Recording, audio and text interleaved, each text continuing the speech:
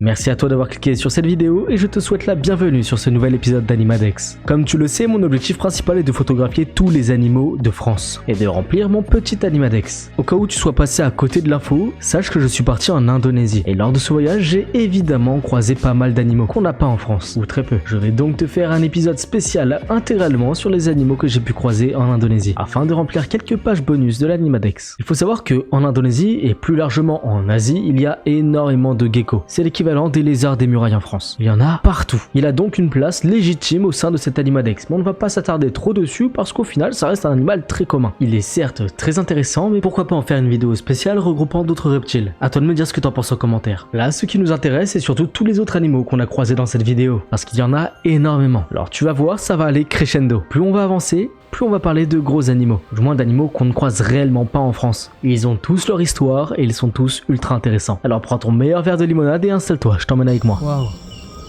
c'est un gecko qui a chassé un... Attends, c'est un gecko qui a chassé une menthe religieuse.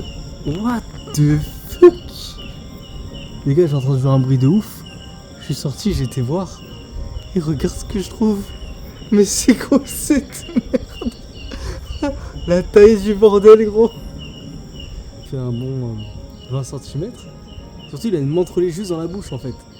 Et on commence cette série d'animaux par un petit insecte, la Polyrachis. C'est une fourmi qui, comme tu peux le voir, possède des pics sur elle. C'est évidemment pour se protéger des prédateurs, du moins c'est ce que l'on pense. Chaque insecte ou animal, je vais te donner une petite anecdote. Et pour celle-ci, bien que je ne l'ai jamais vue de mes propres yeux, mais il paraît que certaines espèces de fourmis épineuses seraient capables de planer. Oui, tu as bien entendu. Évidemment, sans compter les reines et les mâles reproducteurs, qui eux possèdent des ailes, ils sont capables, en utilisant leur corps et leurs pattes, d'orienter leur trajectoire, afin de se diriger vers le tronc d'arbre le plus proche. Il y a même eu des chercheurs de l'université de Californie qui ont étudié ce phénomène. Et apparemment, 85% des fourmis épineuses testées réussissaient à revenir au tronc. C'est assez rare chez les insectes non ailés. Ils méritent bien leur surnom de parachutiste. Le troisième animal, parce qu'au final le premier c'était le gecko, c'était un Vespa affinis, ou un Vespa tropica. Alors pourquoi est-ce que j'hésite? Parce que simplement je n'ai pas de vidéo ou de photos très claires de cet insecte. Puis de toute manière, le Vespa tropica et le Vespa affinis sont des frelons qui se ressemblent énormément. La différence, c'est que théoriquement, le Vespa tropica est légèrement plus petit. Globalement, ce sont juste des espèces de frelons. Ce qui m'a mis sur la piste, c'est la bande jaune qu'elle a au niveau de l'abdomen. On peut même en voir une deuxième. Et puis évidemment, c'est une reine, elle est en train de fonder son propre nid. C'est un animal que je trouve exceptionnel, mais faites attention à son venin. Ce quatrième animal est encore un insecte, et comme je te l'ai dit, on va du plus petit au plus grand, que le mille-pattes diplopode. Cette espèce-là particulièrement ne dépassera jamais les 10 cm, mais certaines espèces de diplopodes tropicaux peuvent atteindre jusqu'à 30 cm. C'est évidemment totalement inoffensif, mais attention, il peut quand même dégager des petites sécrétions irritantes. Pour l'homme, ça n'a aucun danger, et pour les autres animaux, il faut se méfier. L'animal suivant est une petite grenouille des rizières, il y en a énormément dans cette région. Cet animal fait jusqu'à 8 cm au maximum. La plupart que j'ai pu observer étaient d'ailleurs bien plus petites que 8 cm. Elle est principalement insectivore, donc grâce à elle, il y a évidemment moins de moustiques, moins de mouches et ce genre d'insectes un petit peu dérangeants pour l'homme. Par contre, s'il y en a beaucoup, il y a de fortes chances qu'il y ait des serpents qui rôdent dans les parages. Ce magnifique bipalium est un ver plat terrestre, de la famille des géoplanidés. Je déteste ce genre d'animaux, c'est visqueux, très collant et c'est surtout une espèce envahissante. Il y en a beaucoup dans les forêts, crois-moi. Pour faire simple, on peut le comparer aux limaces en France. C'est un animal qui pour l'homme n'est pas toxique, mais pour toutes les autres espèces qui l'entourent, et bah il l'est. Mais sa plus grosse particularité, c'est qu'il est capable de se régénérer. Tu le coupes en deux, et bah ça fait 2 vers. Aussi simple que ça. Pour ce 7e animal, nous allons faire face à un coléoptère. J'adore ce scarabée. Il est très connu et porte le nom de rhinocéros. Il peut atteindre jusqu'à 15 cm, voire plus. Il est évidemment capable de voler, et quand il vole, il a un bruit extrêmement fort. Même pour les habitués, ça peut faire peur. Chez cette espèce, on remarque un énorme dimorphisme sexuel. L'homme est beaucoup plus gros et possède une énorme corne devant le visage, tandis que la femelle est beaucoup plus petite et à la place de la corne, elle a un simple tubercule. Mais le fait le plus impressionnant et le plus connu sur cet animal, c'est sa force herculéenne. Il est capable de soulever jusqu'à 850 fois son propre poids. C'est l'un des animaux les plus forts du monde. Littéralement, c'est comme si j'étais capable de soulever un char d'assaut. Évidemment, il est totalement inoffensif pour l'homme. Même s'il essayait de nous attaquer, ses dents sont tellement petites que je suis même pas sûr qu'il puisse traverser notre peau. Donc pas d'inquiétude. Je me suis bien lavé les mains comme il faut, on va essayer de l'attraper. Il est vraiment tout petit, il est trop mignon le pauvre, je sais pas trop ce qu'il cherchait. Je sens déjà la force qu'il a, malgré le fait qu'il est passé toute la nuit sur le dos, sans eau, sans rien. Il sent déjà une force colossale. Hop là. Tranquillement, on va le poser ici sur le bord pour qu'il ait de quoi sans s'envoler. On arrive au dernier insecte de la vidéo, la libellule. Elle mesure en moyenne entre 12 et 15 cm. Je l'ai mis au-dessus du coléoptère simplement parce que, théoriquement, avec ses ailes, elle est beaucoup plus grande, même si le coléoptère paraît beaucoup plus massif. Il faut savoir que cet insecte, bien que tout petit, c'est sûrement l'un des meilleurs chasseurs du règne animal. Il ne rate quasiment jamais sa cible. Elle a une vision exceptionnelle, quasiment 360 degrés. Elle est capable de calculer la trajectoire de sa proie en temps réel. Et pour l'info complémentaire inutile, sache qu'un lion ne réussit que 30% du temps à attraper sa cible, alors que la libellule est proche des 100%. Par contre, celle-ci était mal en point comme tu peux le voir, mais il y a eu quelque chose de très particulier qui s'est passé. Les gars, je suppose que vous entendez, il y a l'appel à la prière. Je sais pas comment expliquer ce qui vient de se passer. La libellule qui était ici, qui était a priori morte, elle bougeait plus, j'avais beau faire tout ce que je voulais, la déranger dans tous les sens, elle ne bougeait pas du tout. J'ai pu la libérer, elle s'est totalement envolée comme si de rien n'était. L'appel à la prière a commencé, et je dirais 30 secondes plus tard, un bon 30 secondes plus tard, elle a commencé à s'envoler et s'éclater la gueule contre la vitre. Genre vraiment comme si elle avait repris vie. Je pense qu'elle aimait pas la musique, je pense. Et oui, je t'ai menti, c'était pas le dernier insecte. Regarde-moi ce 9e animal. Il est magnifique. Et là, on est face à une scène que j'ai toujours rêvé observer. C'est une araignée à soie dorée, une néphila. Elle peut mesurer jusqu'à 20 cm, bien que des fois on peut en trouver des plus grandes. Le plus impressionnant avec cet animal, c'est qu'elle peut tisser des toiles d'environ 1 mètre de diamètre. Tu vois la fameuse libellule dont on a parlé avant? Et cette araignée en fait qu'une seule bouchée. Pire encore, si une chauve-souris se prend dans sa toile d'araignée, ça peut lui faire son repas. Et évidemment, cet animal n'est pas du tout dangereux pour l'homme. Déjà, faudrait qu'elle arrive à passer ta peau, et quand bien même elle y arriverait, tu sentirais probablement même pas sa morsure. C'est l'équivalent d'une piqûre d'abeille. Alors je suis désolé pour ceux qui ont peur des abeilles, mais c'est la seule comparaison que j'ai trouvée. Et ce qui est très intéressant, c'est que la femelle est gigantesque, contrairement au mâle, qui est tout petit. Cette fois, plus de blague, on sort de la catégorie des insectes et on passe aux animaux. C'est un reptile connu sous le nom de cinq. Ce lézard est magnifique. La couleur jaune qu'il peut avoir sur le côté de son corps ou sur son ventre, ainsi que ses lèvres rouges, font de lui un animal très connu. Comme tous les lézards, sa queue est capable de se détacher pour se protéger. Il se chauffe au soleil, il vit aussi bien le jour que la nuit, et il est omnivore. Cet animal peut faire jusqu'à 35 cm.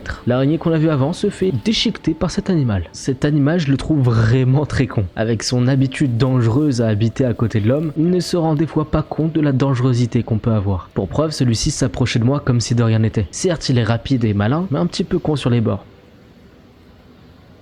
Pour ce 11e animal, on est face à un écureuil asiatique classique. Rien de plus à dire, la même particularité qu'un écureuil roux qu'on peut trouver dans nos forêts. Et pour ce qui est du 12e animal, on est face à une belle chauve-souris. Rien à voir avec la fameuse roussette géante de Malaisie, celle-ci est une toute petite roussette. Celle-ci est vraiment toute noire, alors peut-être que je peux me tromper, mais elle est surtout toute petite. Là, ce qu'on est en train de voir, c'est assez triste. Elle a eu peur de moi et malheureusement, elle a foncé sur un mur du couloir. Elle s'est retrouvée à terre. J'ai essayé de l'aider, mais évidemment, à chaque fois que je m'approchais, elle prenait peur. Alors ne t'en fais pas, je ne suis pas non plus inconscient, je sais que ce genre d'animaux, surtout en Indonésie, transmettent régulièrement la rage. Et pour quelqu'un comme moi qui vit en Europe, c'est peut-être pas le plus idéal. Sur le moment, j'ai enlevé mon t-shirt et je me suis approché d'elle pour la rattraper. Et sûrement par chance, ou en tout cas par instinct de survie, elle a réussi à décoller et s'enfuir d'ici. Et pour ce qui est de sa taille, elle peut atteindre jusqu'à 30 cm d'envergure. C'est énorme. Et maintenant, passons à un animal aquatique, la fameuse tortue de Floride. La tortue la plus répandue au monde. C'est une tortue qui, comme son nom l'indique, vient de Floride à la base. Alors qu'est-ce qu'elle fout en Indonésie et même qu'est-ce qu'elle fout en France et partout ailleurs dans le monde? Pendant les années 80-90, c'était littéralement une star. C'est l'animal de compagnie le plus vendu au monde. À l'époque, bien sûr. Malheureusement, comme beaucoup d'autres animaux de compagnie, elles ont été abandonnées parce que les propriétaires étaient tous des petits cons immatures. Ils voulaient leur petite tortue comme à la télé sans savoir que ça peut vivre jusqu'à 50 ans en captivité. Les jeunes de cette espèce sont surtout carnivores. Des petits poissons, des vers, des insectes, tout peut y passer. Mais en grandissant, elles sont omnivores. Elles mangent beaucoup de plantes aquatiques, ce qui est problématique pour les personnes qui en ont fait un animal de compagnie, mais ce qui est une très bonne chose pour son environnement naturel. Aujourd'hui encore, c'est considéré comme une espèce invasive. Et malheureusement, tu sais très bien ce que l'homme fait aux espèces invasives. Et le comble dans l'histoire, c'est que c'est de la faute de l'homme. Ici, on est face à un dinosaure qui peut mesurer jusqu'à 35 cm.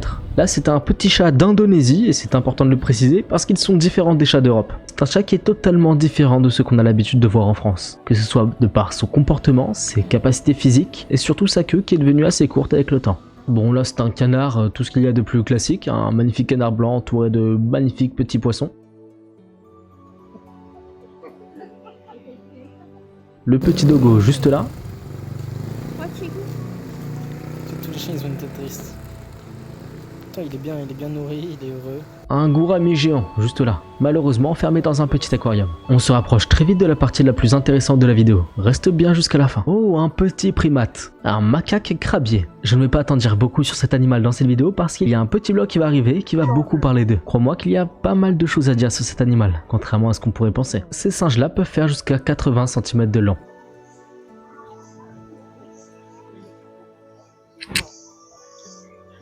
À présent, on passe aux petits bambis qui peuvent mesurer jusqu'à 1,40 m. Regarde-moi comme ils sont tout mignons.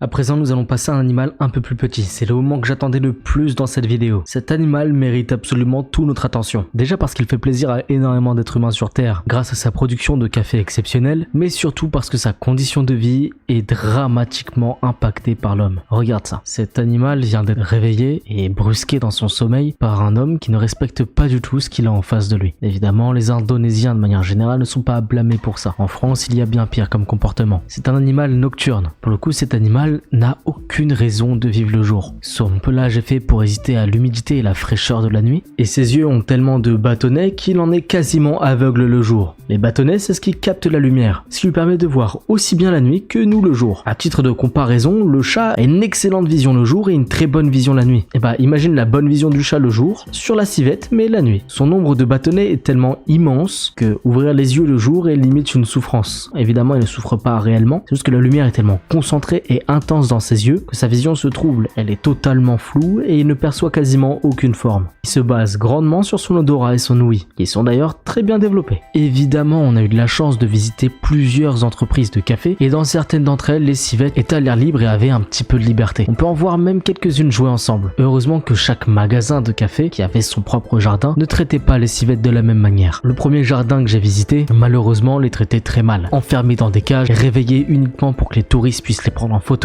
Et dans d'autres jardins, ils sont certes gardés à proximité, mais encore une fois, c'est uniquement pour le show. Ce qui me choque, c'est que pour eux, ça paraît normal. Ces civettes, pour la plupart, sont nés ici et grandiront ici pour le reste de leur vie. Ils ne connaissent donc pas la vie dans leur milieu naturel, c'est-à-dire la jungle. Cet animal mange absolument de tout. Malheureusement, dans ces jardins-là, il ne mangera que des cerises et du café. C'est tout simplement horrible. Tous les jardins qui produisent du café ne sont pas pareils. Le dernier que j'ai visité était très correct envers eux. J'ai pu discuter avec une femme qui s'occupait des civettes et qui était d'ailleurs très sensible à leur bien-être et qui m'expliquait que les civettes présents dans les cages dans ce jardin-là sont dans les cages uniquement la journée, le temps qu'ils dorment, et sont entre grands guillemets relâchés le soir dans le jardin. Donc ils ne pourront pas partir dans la forêt, mais ils ont quand même leur espace à l'air libre. Ils sont pas nourris à la petite cuillère afin de manger que du café. Je ne suis pas spécialement là pour t'expliquer la production de ce café-là. Au contraire, je n'ai même d'ailleurs pas du tout envie de te l'expliquer parce que ça te donnerait peut-être envie d'en goûter. Le fameux meilleur café du monde qui vient de ces animaux-là, et ça sort tout droit de leur anus. Voilà, je te souhaite un bon café à présent. Je tenais absolument à parler de ces magnifiques animaux. Ce sont des beautés de la nature. Et malheureusement, comme beaucoup d'autres animaux dans le monde, ils sont exploités par l'homme et maltraités. Alors si jamais un jour tu vas à Bali et que tu comptes aller acheter du café ou visiter ce genre de jardin, essaie au maximum de ne rien acheter dans les endroits où les civettes sont malheureusement superposées dans des cages.